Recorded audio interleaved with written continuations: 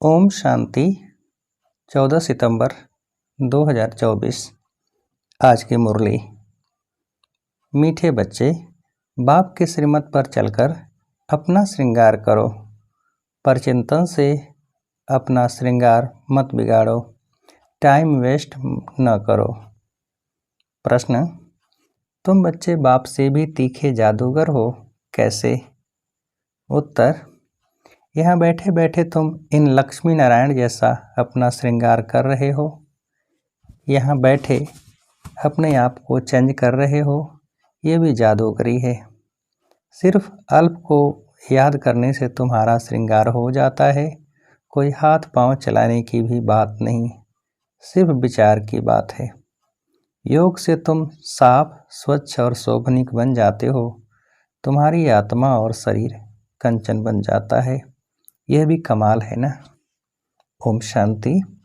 रूहानी जादूगर बैठ रूहानी बच्चों को, जो बाप से भी तीखे जादूगर हैं, उनको समझाते हैं। तुम यहाँ क्या कर रहे हो?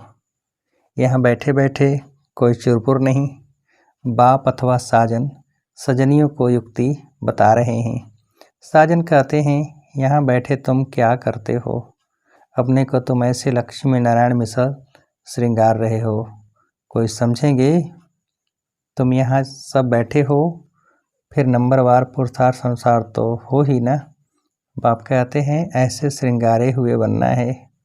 तुम्हारी एम ऑब्जेक्ट ही यह है, भविष्य अमरपुरी के लिए। यहाँ बैठे हुए तुम क्या कर रहे हो? पैराडाइज के श्रृंगार के लिए पुरुषार्थ कर रहे हो। इसको क्या कहें? यहाँ बैठे हुए अपने को चेंज कर रहे हो।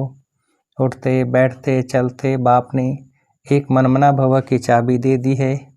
बस एक सिवाय इसके और कोई भी फालतू बातें सुनाकर टाइम वेस्ट मत करो। तुम अपने श्रृंगार में लगे रहो। दूसरा करता है व नहीं, इसमें तुम्हारा क्या जाता है? तुम अपने पुरुषार्थ में रहो। कितनी समझ की बातें हैं। कोई नया सुनेगा तो ज़रूर वंडर खाएगा। तुम्हारे में कोई तो अपना श्रृंगार कर रहे हैं, कोई तो और ही बिगाड़ रहे हैं। पर चिंतन आदि में टाइम वेस्ट करते रहते हैं। बाप बच्चों को समझाते हैं, तुम सिर्फ अपने को देखो कि हम क्या कर रहे हैं। बहुत छोटी युक्ति बताई है, बस एक ही अक्षर है, मनमना भव। तुम यहाँ बैठे हो, परंतु बुद्धि में है कि सारी सृष्टि का चक्र कैसे फिरता है। अभी फिर से हम विश्व का श्रृंगार कर रहे हैं। तुम कितने पद्म भाग्यशाली हो। यहाँ बैठे बैठे तुम कितना कार्य करते हो। कोई हाथ पांव तो चलाने की बात ही नहीं है, सिर्फ विचार की बात है। तुम कहेंगे हम यहाँ बैठे ऊंच ते ऊंच विश्व का श्रृंगार कर रहे हैं। मनमना भव का मंत्र कितना ऊंच है। इस योग से ही तुम्हारे पाप भस्म होते जाएंगे और तुम साफ बनते बनते फिर कितने शोभनीक हो जाएंगे। अभी आत्मा पतित है तो शरीर की भी हालत देखो क्या हो गई है। अब तुम्हारी आत्मा और काया कंचन बन जाएगी। यह कमाल है ना। तो ऐसा अपना श्रृंगार करना है, दैवी गुण भी धारण करने हैं। बाप सभी को एक ही रास्ता बताते हैं, अल्फ बे। सिर्फ अल्प की बात है। बाप को याद करते रहो तो तुम्हारा श्रृंगार सारा बदल जाएगा। बाप से भी तुम बड़े जादूगर हो। तुमको युक्ति बताते हैं कि ऐसा ऐसा करने से तुम्हारा श्रृंगार बन जाएगा। अपना श्रृंगार न करने से तुम मुफ्त अपने को नुकसान पहुंचाते हो। इतना तो समझते हो कि हम भक्ति मार्ग में क्या क्या करते थे। सारा श्रृंगार ही बिगाड़ कर क्या बन गए हो। अब एक ही अक्षर से, बाप की याद से तुम्हारा श्रृंगार होता है। बच्चों को कितना अच्छी रीति समझाकर फ्रेश करते हैं। यहाँ बैठे तुम क्या करते हो? याद की यात्रा में बैठे हो। अगर कोई का ख्याल और तरफ होगा तो श्रृंगार थोड़े ही होगा। तुम श्रृंगारे हो तो फिर औरों को भी रास्ता बताना है। बाप आते ही हैं ऐसा श्रृंगार बनाने। कमाल से बाबा आपकी। आप हमारा कितना श्रृंगार करते हो, उठते बैठते चलते हमको अपना श्रृंगार करना है। कोई तो अपना श्रृंगार कर फिर दूसरों का भी करते हैं, कोई तो अपना भी श्रृंगार नहीं करते तो दूसरे का भी श्रृंगार बिगाड़ते रहते हैं। फालतू बातें सुनाकर उनकी अवस्था को भी नीचे गिरा देते हैं। खुद भी श्रृंगार से रह जाते हैं तो दूसरों को भी रहा देते हैं। तो अच्छी रीति सोच विचार करो, बाबा कैसे कैसे युक्ति बताते हैं।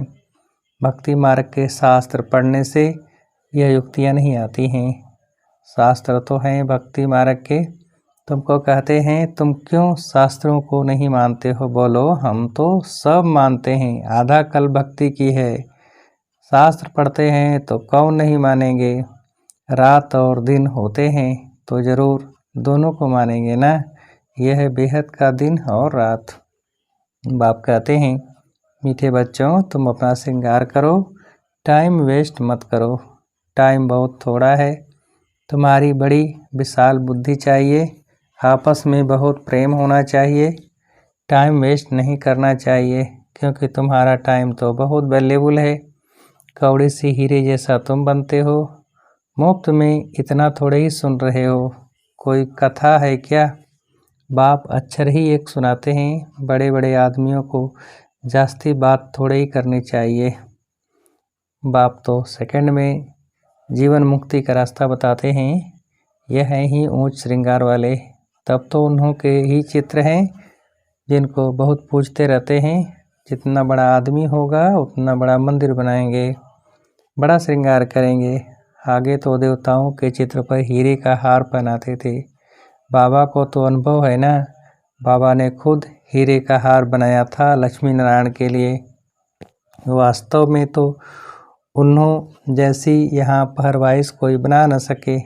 अभी तुम बना रहे हो नंबरवार पुरुषार्थ अनुसार। तो बाप समझाते हैं बच्चे टाइम वेस्ट ना अपना करो ना औरों का करो। बाप युक्ति बहुत सहज बताते हैं। मुझे याद करो तो पाप मिट जाए, याद बिगर इतना श्रृंगार हो न सके। तुम यह बनने वाले हो ना, दैवी स्वभाव धारण करना है। इसमें कहने की भी दरकार नहीं, परंतु पत्थर बुद्धि होने कारण सब समझाना पड़ता है। यह सेकंड की बात है। बाप कहते हैं मीठे मीठे बच्चों तुमने अपने बाप को भूलने से कितना श्रृंगार बिगाड़ दिया है। बाप तो कहते हैं चलते फिरते श्रृंगार करते रहो, परंतु माया भी कम नहीं है। कोई लिखते हैं बाबा आपकी माया बहुत तंग करती। अरे हमारी माया कहाँ है, यह खेल है ना। माया तो मैं तो तुमको माया से छुड़ाने आया हूँ। मेरी माया फिर काहे की, इस समय पूरा ही इनका राज्य है। जैसे इस रात और दिन में फर्क नहीं हो सकता, यह फिर है बेहद की रात और बेहद का दिन। इनमें एक सेकंड का भी फर्क नहीं हो सकता। अभी तुम बच्चे नंबरवार पुरुषार्थ अनुसार श्रृंगार कर रहे हो। बाप कहते हैं चक्रवर्ती राजा नहीं बनना है तो चक्र लगाते रहो, चक्र फिराते रहो, भल गृहस्थ व्यवहार में रहो। इसमें सारा बुद्धि से काम लेना है। आत्मा में ही मन बुद्धि है। यहाँ तुमको बाहर का गोरख धंधा कुछ भी नहीं है। यहाँ आते ही हो तुम अपने को श्रृंगारने रिफ्रेश होने। बाप पढ़ाते तो सबको एक ही जैसा है। यहाँ बाबा पास आते हैं नए नए पॉइंट्स सम्मुख सुनने, फिर घर में जाते हैं तो जो कुछ सुना है वह बाहर निकल जाता है। यहाँ से बाहर निकलने से ही झोली छांट लेते हैं। जो सुना उस पर मनन चिंतन नहीं करते हैं। तुम्हारे लिए तो यहाँ एकांत की जगह बहुत है। बाहर में तो खटमल फिरते रहते हैं, एक दो का खून करते पीते रहते हैं। तो बाप बच्चों को समझाते हैं यह तुम्हारा टाइम मोस्ट वैल्यूबल है, इसको तुम वेस्ट मत करो। अपने को श्रृंगारने की बहुत युक्तियाँ मिली हैं। मैं सबका उद्धार करने आता हूँ। मैं आया हूँ तुमको विश्व की बादशाही देने। तो अब मुझे याद करो, टाइम वेस्ट मत करो। काम काज करते भी बाप को याद करते रहो। इतनी ढेर सब आत्माएं आशिक हैं एक परम पिता परमात्मा मासूक की। वह सब जिस्मानी कथाएं आदि तो तुम बहुत सुनते हो। अब बाप कहते हैं वह सब भूल जाओ। भक्ति मार्ग में तुम मुझे याद किया है तुमने, और वायदा भी किया है कि हम आपके ही बनेंगे। ढेर के ढेर आशिकों का मासूक भक्ति मार्ग में कहते हैं ब्रह्म में लीन होंगे। यह सब हैं फालतू बातें। एक भी मनुष्य मोक्ष को नहीं पा सकता है, या तो अनादि ड्रामा है। इतने सब एक्टर्स हैं, इसमें जरा भी फर्क नहीं हो सकता। बाप कहते हैं सिर्फ एक अल्प को याद करो तो तुम्हारा यह श्रृंगार हो जाएगा। अभी तुम यह बन रहे हो, स्मृति में आता है अनेक बार हमने यह श्रृंगार किया है। कल्प कल्प बाबा आप आएंगे, हम आपसे ही सुनेंगे। कितनी गुझे हुए पॉइंट्स है। बाबा ने युक्ति बहुत अच्छी बताई है। बारी बारी सुनाऊं, वारी जाऊं। ऐसे बाप पर आशिक मासूक भी सब एक जैसे नहीं होते। या तो सभी आत्माओं का एक ही मासूक है, जिस्मानी कोई बात नहीं। परंतु तुम्हें संगम युग पर ही बाप से यह युक्ति मिलती है। कहाँ भी तुम जाओ, खाओ पियो, घूमो फिरो, नौकरी करो, अपना श्रृंगार करते रहो। आत्माएं सब एक मासूक की आशिक हैं, बस उनको ही याद करते हो। कोई बच्चे कहते हैं हम तो 24 घंटे याद करते रहते हैं, परंतु सदैव तो कोई कर नहीं सकते। बहुत में बहुत 2-2.5 घंटे तक। जास्ती अगर लिखे तो बाबा मानता नहीं। दूसरे को स्मृति दिलाते नहीं तो कैसे समझे तुम याद करते हो। क्या कोई डिफ़िकल्ट बात है? कोई इसमें खर्चा है? कुछ भी नहीं। बस बाबा को याद करते रहो तो तुम्हारे पाप कट जाएं। दैवी गुण भी धारण करने हैं। पतित कोई शांति धाम व सुख धाम में जा न सके। बाप बच्चों को कहते हैं अपने को आत्मा भाई भाई समझो। 84 जन्मों का पाठ अभी पूरा होता है। यह पुराना चोला छोड़ने का है। ड्रामा देखो कैसा बना हुआ है। तुम जानते हो नंबरवार पुरुषार्थ अनुसार। दुनिया में तो कोई कुछ भी नहीं समझते। हर एक अपने से पूछे कि हम बाप के मत पर चलते हैं, चलेंगे तो श्रृंगार भी अच्छा होगा। एक दो को उल्टी बातें सुनाकर अथवा सुनकर अपना श्रृंगार ही बिगाड़ देते हैं, तो दूसरे का भी बिगाड़ देते हैं। बच्चों को तो इसी धुन में लगा रहना है कि हम ऐसे श्रृंगारधारी बने। बाकी तो जो कुछ है वह ठीक है, सिर्फ पेट के लिए 2 रोटी आराम से मिले। वास्तव में पेट जास्ती नहीं खाता। भल तुम सन्यासी हो परंतु राजयोगी हो, न बहुत ऊंचा न बहुत नीचा। खाओ भल परंतु ज़्यादा हिर न जाओ, आदत न पड़ जाए। यही 1-2 को याद दिलाओ। शिव बाबा याद है, वर्षा याद है, विश्व की बादशाही का श्रृंगार याद है। विचार करो, यहाँ बैठे बैठे तुम्हारी क्या कमाई है। इस कमाई से अपार सुख मिलना है। सिर्फ याद की यात्रा से और कोई तकलीफ नहीं। भक्ति मार्ग में मनुष्य कितने धक्के खाते हैं। अभी बाप आए हैं श्रृंगारने, तो अपना अच्छी रीति ख्याल करो। भूलो मत, माया भुला देती है, फिर टाइम बहुत वेस्ट करते हैं। तुम्हारा तो ये बहुत वैल्यूबल टाइम है। पढ़ाई की मेहनत से मनुष्य क्या से क्या बन जाते हैं। बाबा तुमको और कोई तकलीफ नहीं देते हैं, सिर्फ कहते हैं मुझे याद करो। कोई भी किताब आदि उठाने की दरकार नहीं। बाबा कोई किताब उठाता है क्या?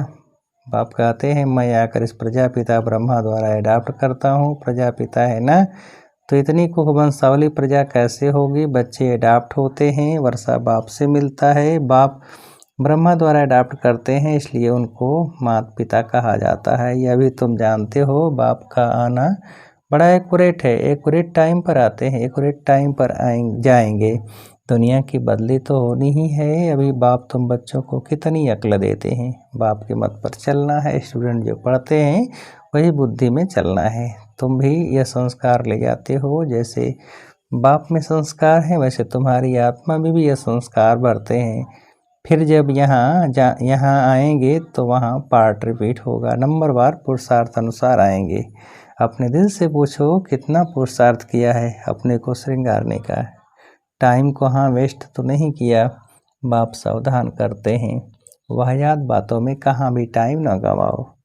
बाप के श्रीमत याद रखो, मनुष्य मत पर न चलो। तुमको यह पता थोड़े था कि हम पुरानी दुनिया में हैं। बाप ने बताया है कि तुम क्या थे। इस पुरानी दुनिया में कितने अपार दुख हैं, यह भी ड्रामा अनुसार पार्ट मिला हुआ है। ड्रामा अनुसार अनेकानेक विघ्न भी पड़ते हैं। बाप समझाते हैं बच्चे यह ज्ञान और भक्ति का खेल है। वंडरफुल ड्रामा है। इतनी छोटी आत्मा में सारा पार्ट अविनाशी भरा हुआ है। जो बजाती ही रहती है। अच्छा, मीठे मीठे सीखते बच्चों प्रति माता पिता बाप दादा का याद। Good morning. रूहानी बाप के रूहानी बच्चों को नमस्ते। हम रूहानी बच्चों के रूहानी बाप को नमस्ते। धारणा के लिए मुख्य सार। पहली पॉइंट, दूसरी सब बातों को छोड़ इसी धुन में रहना है कि हम लक्ष्मी नारायण जैसा श्रृंगारधारी कैसे बने। दूसरा, अपने से पूछना है कि हम श्रीमत पर चलकर मनमना भव की चाबी से अपना श्रृंगार ठीक कर रहे हैं। उल्टी सुल्टी बातें सुनकर व सुनाकर श्रृंगार बिगाड़ते तो नहीं हैं। आपस में प्रेम से रहते हैं। अपना वैल्यूएबल टाइम कहीं पर वेस्ट तो नहीं करते हैं। दैवी स्वभाव धारण किया है। वरदान, व्यर्थ संकल्पों के कारण को जानकर उन्हें समाप्त करने वाले समाधान स्वरूप भव। व्यर्थ संकल्पों के कारण को जानकर उन्हें समाप्त करने वाले समाधान स्वरूप भव। विस्तार, व्यर्थ संकल्प उत्पन्न होने के मुख्य दो कारण हैं, अभिमान और अपमान। मेरे को कम क्यों, मेरा भी ये पद होना चाहिए, मेरे को भी आगे करना चाहिए। तो इसमें या तो अपना अपमान समझते हैं या फिर अभिमान में आते हो। नाम में, मान में, शान में, आगे आने में, सेवा में अभिमान या अपमान महसूस करना, यही व्यर्थ संकल्पों का कारण है। इस कारण को जानकर निवारण करना ही समाधान स्वरूप बनना है। स्लोगन, साइलेंस की शक्ति द्वारा स्वीट होम की यात्रा करना बहुत सहज है। साइलेंस की शक्ति द्वारा स्वीट होम की यात्रा करना बहुत सहज है। अच्छा, ओम शांति।